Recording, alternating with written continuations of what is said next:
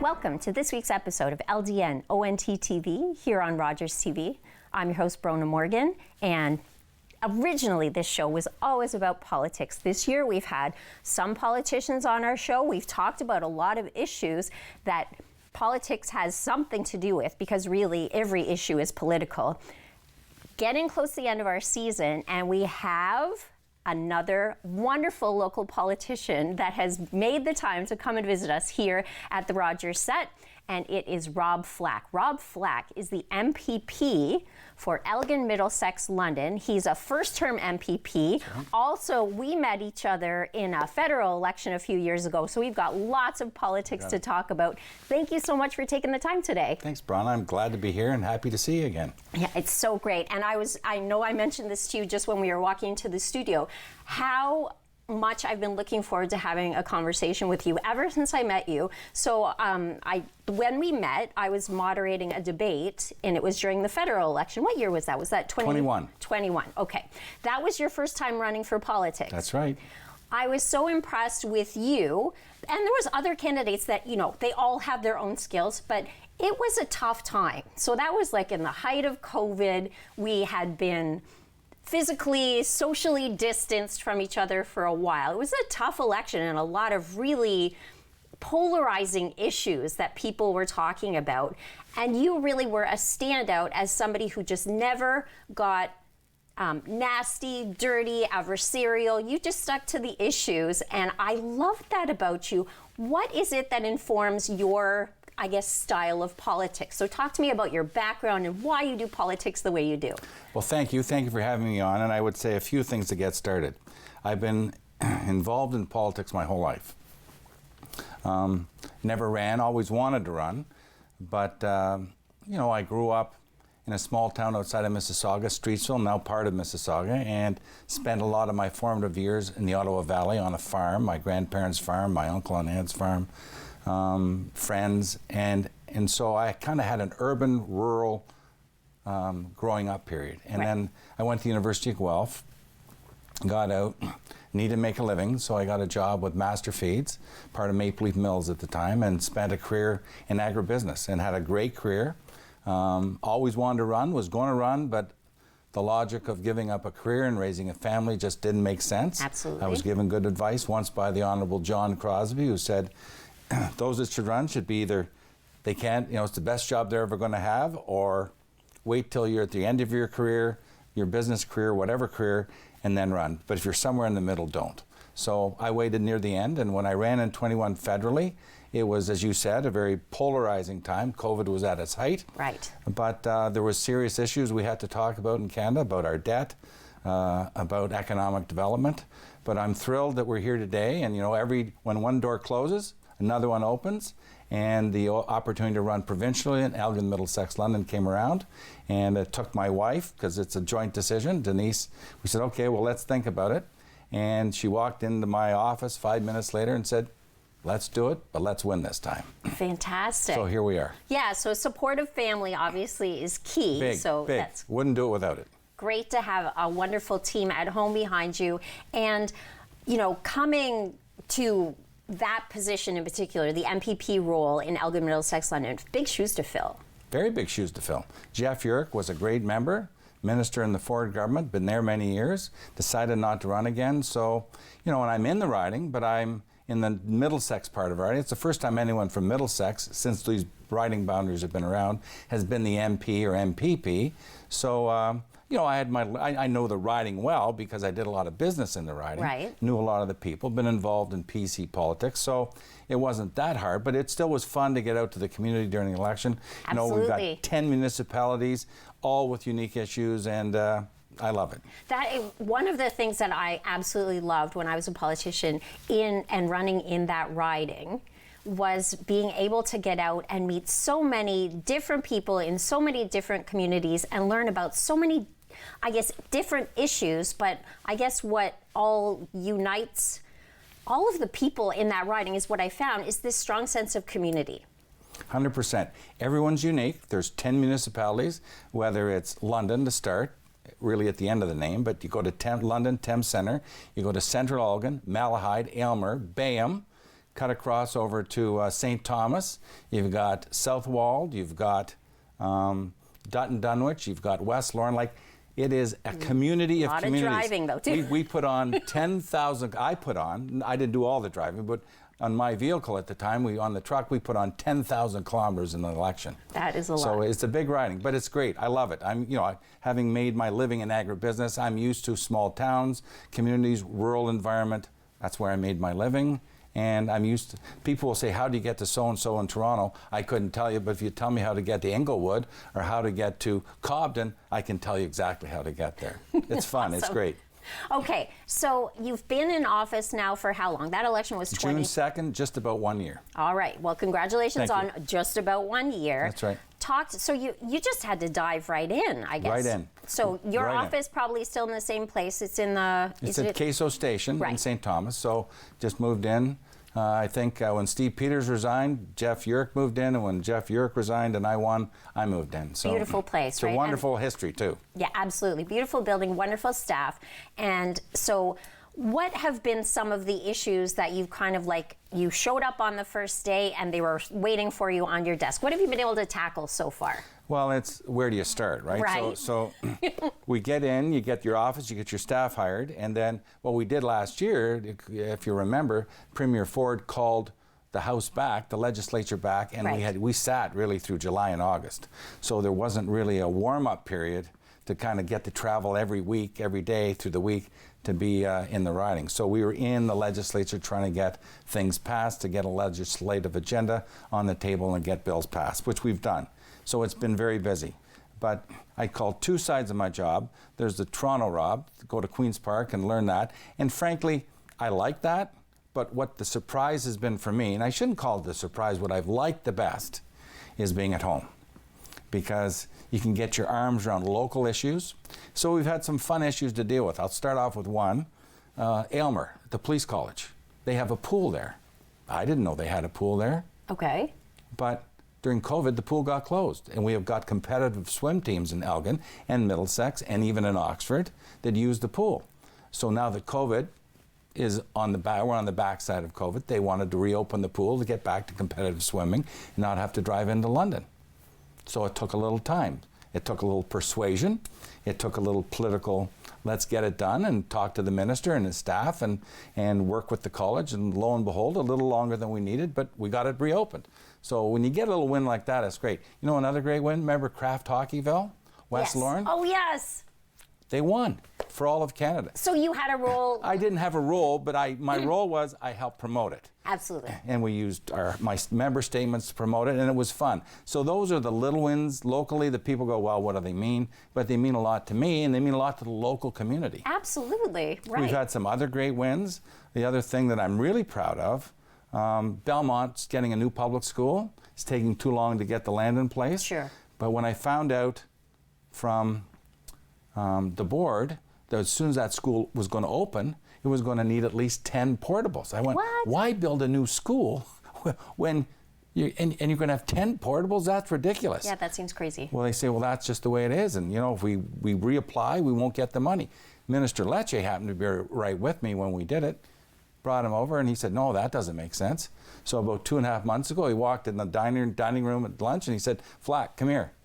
Hands me, he says, we just got you an extra, I think it was $3.5 million for the school to build it, to make it bigger when they build it. So again, a small win you may not know in London or parts of the riding, but to Belmont and the community in Belmont, that meant a whole bunch. Well, to any, I guess, Sure. parent that's watching the show like me who has kids in schools, even the new schools which have portables already, that's a huge win for education. It's a huge win for every family. Yeah, and we've got money for Eagle Heights in London, and you know, healthcare, huge issue. Huge issue.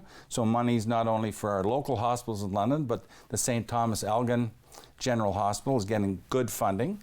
What's been another, the most recent one in London has been, you know, homelessness is a pandemic in itself. Right. And it's not getting better fast. So this government in its last budget put aside on average throughout the province, communities are getting over 40% increased funding in homelessness, for homelessness, housing, etc. London and Middlesex County combined are getting 63%. So we made that announcement, over $20 million this year is going to go to these communities to help, and as we all know, the benefactor in London, 25 million, and another 5 will be matched if it's raised by 5. So that's some pretty significant funding for a crisis both in London and St. Thomas, quite frankly, that captures everybody's attention day in and day out. So that was a big win. There was one other big win. I don't know if you know what? We have to take a break, so that's kind of like Good. a perfect cliffhanger, right? Perfect. So please stay tuned. We're going to find out about this other big win. That's right. Talking to MPP Rob Flack, Elgin-Middlesex-London, and please stay with us because I can't wait to hear what this is as well. Great.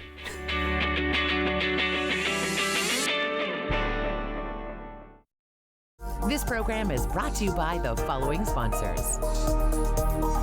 Carbon monoxide is a deadly gas you can't see, smell, or taste. Homes with fuel-burning appliances and/or attached garages must have working CO alarms installed outside all sleeping areas. Don't let the silent killer get you. Install working CO alarms today.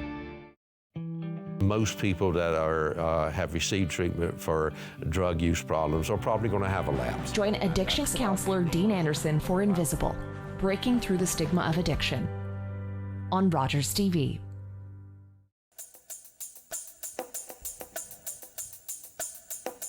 Our community is our land, our language, our way of being. It's all tied together. It's all interconnected. And, our language is the basis of who we are. And that has a strong connection to the land. We do have our ceremonies and it's all interconnected. So, we're always looking to have these all connected and have balance, to achieve balance in our community. So I like to think of, Saguli, when we talk about, our greetings to one another, Saguli, and it's more of like, it's a hello, but then it's like a greeting, and it's like our paths have crossed for a reason.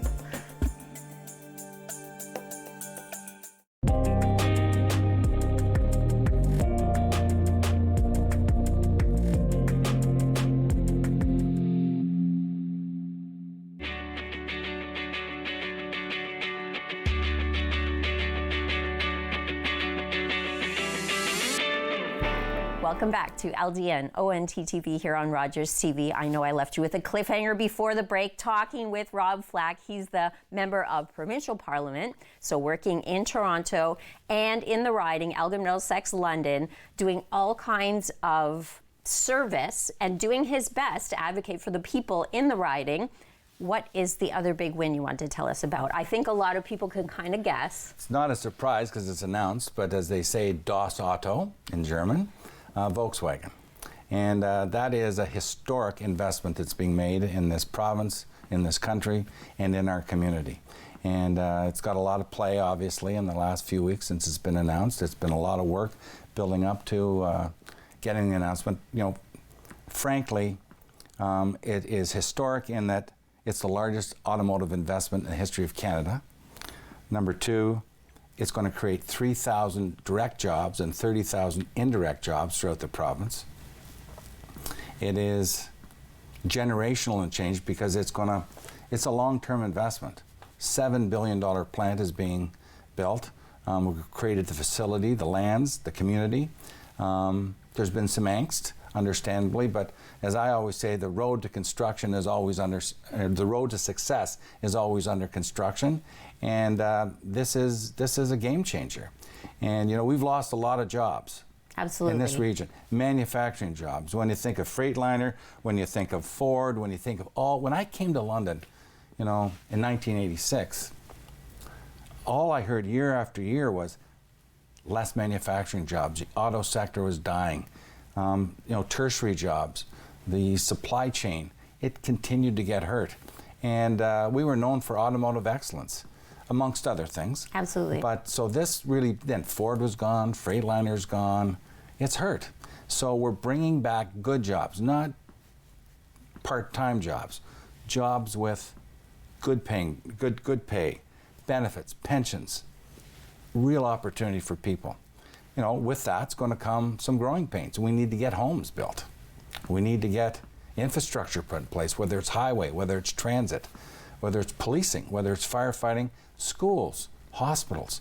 That's all going to come and be part of it. So there's a great generational investment being happening in our riding, in our community in southwestern Ontario for generations to benefit from. So I'm really happy to have been a small part of the whole process. It really came into gear last summer, and we're really excited. The Premier was here yesterday, and along with Minister McNaught, announcing further training for skills development in the EV battery plant, which is what it will make. And understand, this is amazing. We competed against 90 countries and 40 sites in the United States to win this contract. So why did Volkswagen choose Ontario? The Ring of Fire up north, critical minerals that are needed to put into batteries. Our labor force is big, it's good, but we're understaffed right now. You know, in Ontario today, there's 300,000 jobs waiting to be filled. Interesting. We've never seen that in our lifetime. It's always been the other way around. Why else did they choose London? The market in St. Thomas, the market, close highway access to markets in the U.S. Absolutely. And ultimately, we've got an open door for business here in Ontario.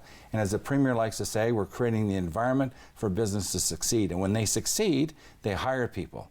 And the spin-off jobs, the tertiary jobs, I know Minister Fedeli right now is in Germany looking at supply chain companies that can come in and support this investment. So overall, I always say a rising tide lifts all boats. And if you have a strong economy and you're creating jobs, and it's something that I spent my whole career doing, is trying to build a company, and when you do that and you succeed and you grow the revenues of this province, you have the infrastructure, the ability, the finances, the income, the cash flow to invest in people and infrastructure, whether it's roads, our healthcare system needs billions of investment. Where does the money come from? There's no money tree. I've learned that. You've got to create it through the economy. And when you do that, which we are doing, for this first time in the history of Ontario, this province will spend over $200 billion serving the various departments of the province. It needs to generate that, and we will with a rising economy. Healthcare and education alone take close to 60% of the provincial budget. So these are services the provinces need to give, and Volkswagen, tying it back to that, is part of the success story we're living here. It's going to be a few years before it gets going. There'll be growing pains, but ultimately, with the infrastructure that's going to be put in place, people are going to be employed, the economy will be strong, and we'll invest back into the community for people. I can tell from listening to you talk about this, and I'm sure our viewers can sense this as well, how much enthusiasm you have for the role that you have as MPP, Elgin-Middlesex-London. I've met a lot of politicians during the course of my career as a politician, interviewing people. Some people take to it, some people you can see how it's a drain on them. You, like Joe Preston I've spoken to before, it's like a lit a fire inside you. So talk to people who are maybe considering a career in politics. We'll do it. Obviously, it's work. Yeah, but but pick your timing. Absolutely, public service is amazing. We need to do it. I was taught that as a kid. That was part of the culture we had. Give back to your community, and I've tried to do it locally through my entire career. Through charities, whatever. But in serving on local boards and trying to help your local community, your province, country, wherever. I was so proud to sit on the London Airport Board for many years and build what I think is a world-class community airport. Absolutely. It is fantastic. Yes. But politics is unique. It isn't business. But it's about getting things done. It really is about public service. And I'm glad I waited to do it, because I think I bring better leadership skills, better wisdom. I've tackled a lot of problems in my career. I think the combination, too, of you being a business person, but also you worked in agribusiness is a real great fit for that riding in particular, isn't it? Well, always remember this. Farmers feed cities. Absolutely. And if you ate today, thank a farmer. And, I owe my career to farmers. My family owes their career to farmers in the farm community and agribusiness. And I'll speak on that for a sec. 1 in 10 jobs in this province is created through agribusiness. From the farm gate to the consumer's plate, farmers feed cities and also employ a lot of Ontarians. And for those young people that are looking for a career, the University of Guelph, not my number, University of Guelph's, for every graduate coming out of an Agra program at the University of Guelph, there are 4 jobs waiting for them. So if you're looking for what you want to do, if you're passionate about food or growing food or processing food or even eating food, well, how can we not be?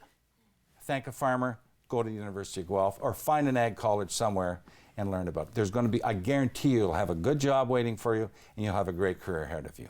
So inspiring.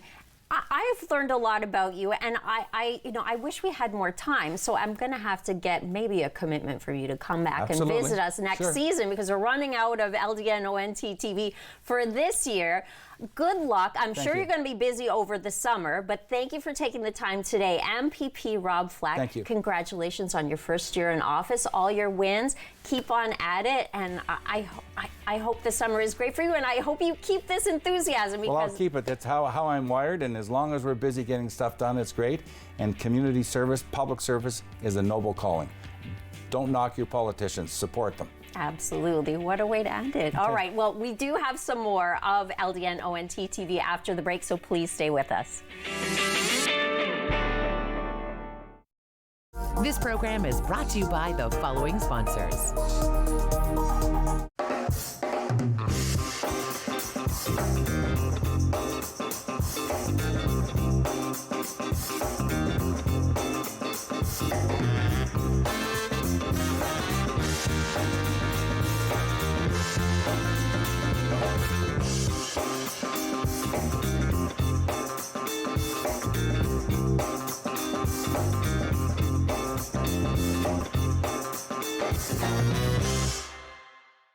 Hi, I'm Dan Mailer. I'm the host of London Lights, the show where we talk about notable Londoners who have made a big mark, big impact on the world of music, entertainment, sports, politics. About 16% of the people we talked to actually became homeless during the pandemic. And it's a horrible thing to be.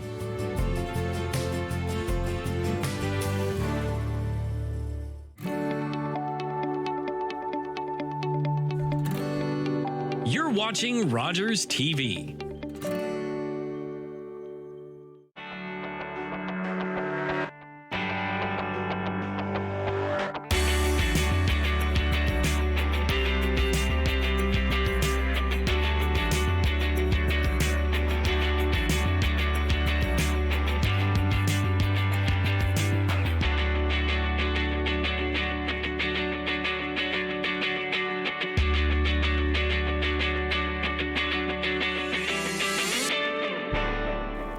Welcome back to LdnOnt TV here on Rogers TV. Having a fantastic conversation, a little bit about public service.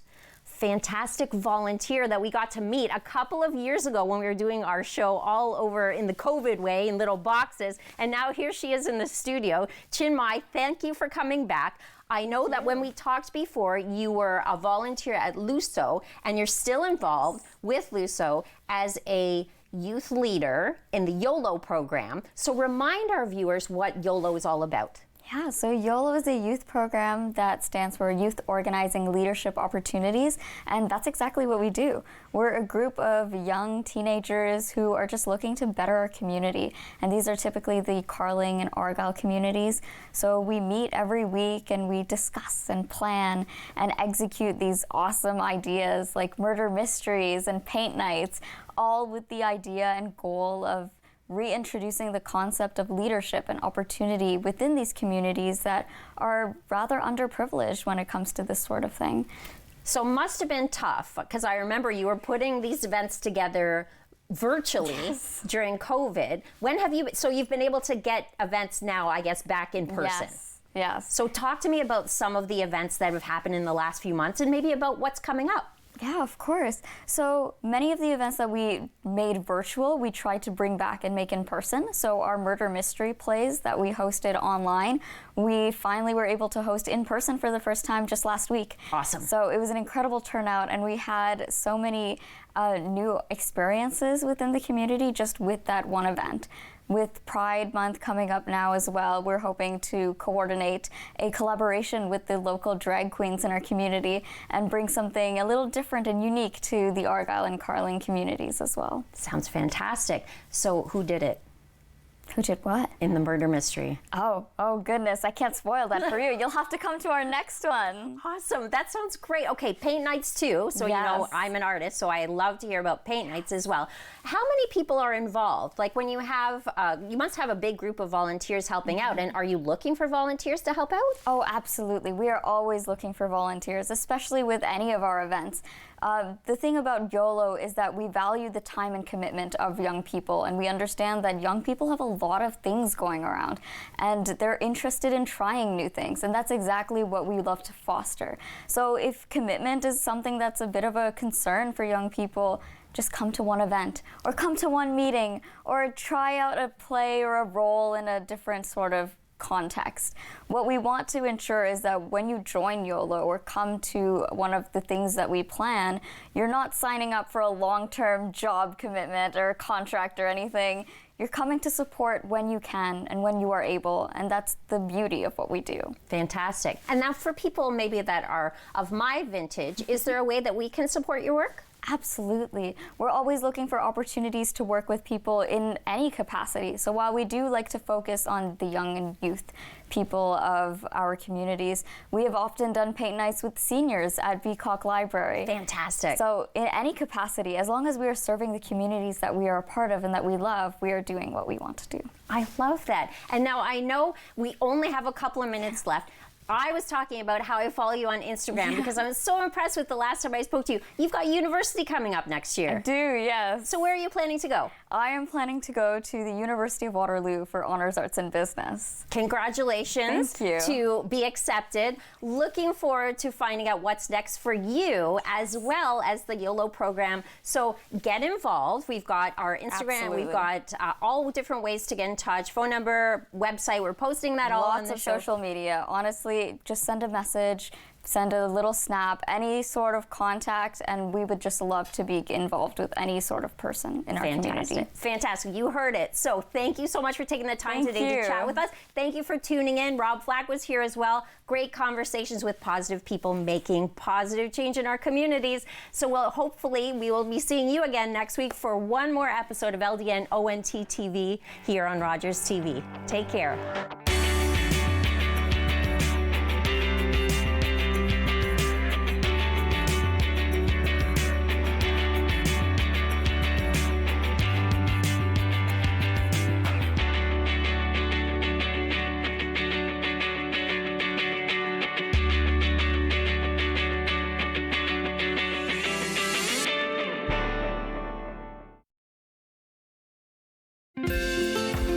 Call the Rogers TV viewer response line, email us, or connect with us on social media.